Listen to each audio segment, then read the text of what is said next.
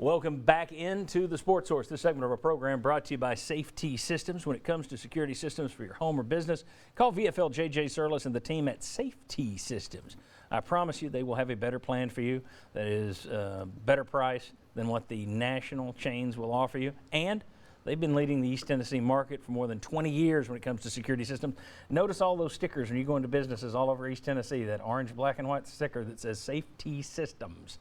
Everybody trusts them, so do I. Safety Systems. Here's another person I trust when it comes to, well, anything. Football, basketball, baseball, but he happens to be the longest tenured voice of the baseball Vols in UT history, and that would be John Wilkerson, who joins us from Nashville. John, how are you on this Sunday morning? I'm doing well, John. Pleased to be with you.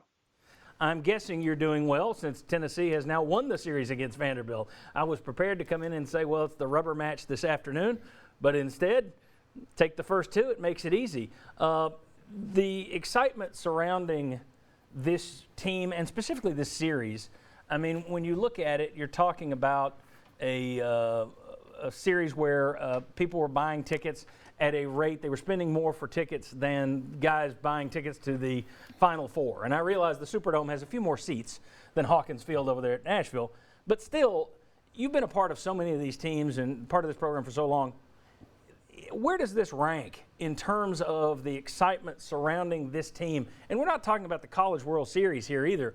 We're talking April, March, a March series, an April series. Where does this rank for you in terms of the excitement that's being generated around this program and this team right now? It's on par with anything that the program has experienced. I mean, for instance, you go back to last Wednesday. It's a 5:30 first pitch against Western Carolina, and Tennessee gets the fourth largest crowd in the history of the stadium.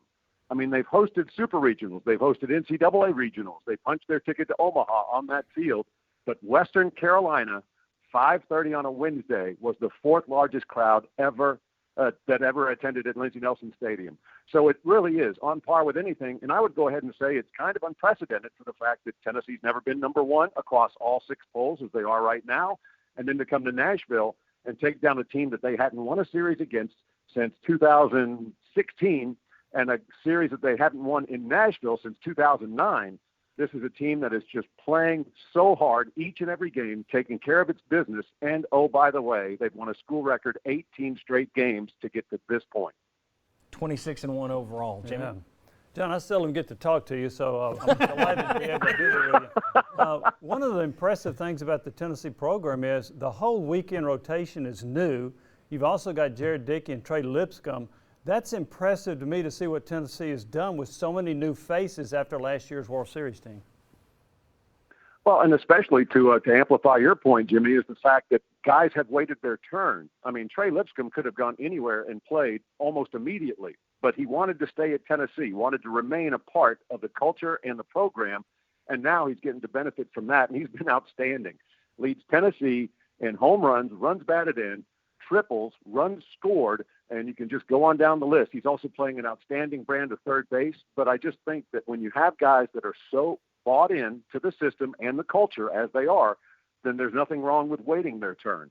I mean, we saw it back in the 80s and 90s, actually more 90s and 2000s with Skip Bertman at LSU. I mean, you had guys that would wait 2 and 3 years for their chance to start, and then when they got it, they went out and were just marvelous. And Tennessee right now is currently enjoying that. And your point is well made. With the rotation, you've got a true freshman on Friday, a newcomer and sophomore on Saturday, and a true freshman on Sunday, and all of them have 0 losses. John, it's Chuck Cavaliers. Good to hear from you. When I was going through the SEC stats this morning, I mean, Tennessee is like number one in every category.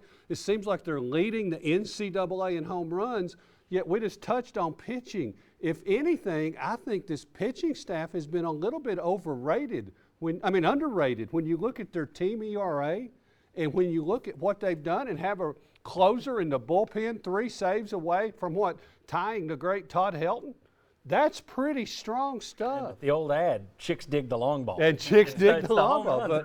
But I mean, as great as the hitting's been, I look at this pitching staff. The starter last night, 97th pitch was 97 miles an hour. The 98th pitch was 98.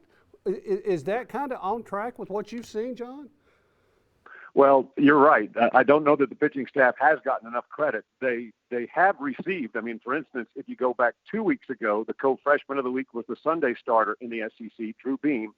This past week, Chase Burns, the Friday starter, was the freshman of the week. And then the Saturday starter, Chase Dolander, who you were talking about his performance from last night, he was the SEC pitcher of the week. So over the last 2 weeks, all three starters have received a weekly award from the Southeastern Conference.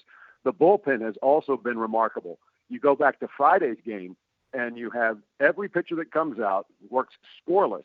And you had Will Mabry go an inning and a third. You had Kirby Cannell, who was tasked with getting one batter out, and that was lefty against lefty against their top man in the lineup, Bradfield, who leads the SEC in stolen bases. Earlier in the game, had singled, stolen second, stolen third, and scored the first run for Vanderbilt. So Cannell strikes him out, and then they go to Camden Sewell, who finished the game. So the bullpen did not allow a run. And then last night, you had the same thing. Chase Dolander works into the ninth for the first time in his career, whether at Georgia Southern or at Tennessee. It was fantastic. Allowed 3 hits. 2 of them were solo home runs. And then Redmond Walsh came in, got a great double play for the first 2 outs in the ninth, and then closed it out as he got his 20th save, the second ball ever to get to that level. John Wilkerson, thanks for joining us today. What time do you guys, the game's at 2 o'clock, what time do you guys hit the air on 990 and 99.1? We will, on the Sports Animal, we'll have the leadoff man at 1:45 in my pregame interview with Tennessee coach Tony Vitello. Talk about Mike Honcho and others. Very good. Talk about illegal bats, Mike Honcho. You got a lot to cover. John Wilkerson, thanks for joining us. Enjoy it, buddy. Sure do appreciate it, John. Thank you very much. All right.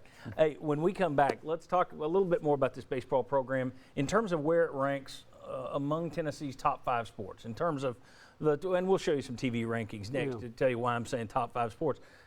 Which Tennessee programs are closer to a championship? I think baseball is going to be number 1, but we'll see where everybody ranks. Come on back on the Sports Source.